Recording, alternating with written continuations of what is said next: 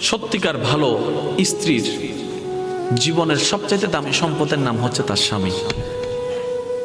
মাকে, বাবাকে, পরিবারকে সব কিছু ছেড়ে ওই স্বামী নামক শব্দটাকে খুশি করার জন্য সবকিছু ছেড়ে অচেনা এক পরিবারের মধ্যে চলে আসে। সুবহানাল্লাহ। আসে তো আসে, খুব অবাক লাগে, আবার মানাইও নেই, একদম ম্যাচিং হয়ে যায়।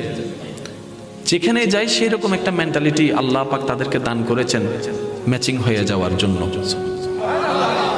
একজন সত্যিকার ভালো বউ তার জীবনের সবচেয়ে বড় নিয়ামত মনে করে দুনিয়ার তার স্বামীকে। কারণ সবাই তার সাথে বেঈমানি করবে, আমার স্বামী কখনো আমার সাথে বেঈমানি করবে না।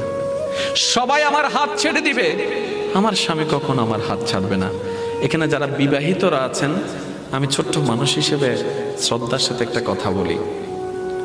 এক ঘরের নিচে থাকলে, একই ছাদের নিচে থাকলে অনেক কিছুই হবে, মন মালিন্য, পক্ষে বিপক্ষে, পছন্দ অপছন্দ অনেক কিছুই হবে। এগুলাকে ফোকাস দিয়েন না, ডিভোর্সে যায়েন না। কারণ ডিভোর্স করে যেখানে যাবেন সেখানে যে মহাসুখ পাবেন এরকম কোনো গ্যারান্টি নাই।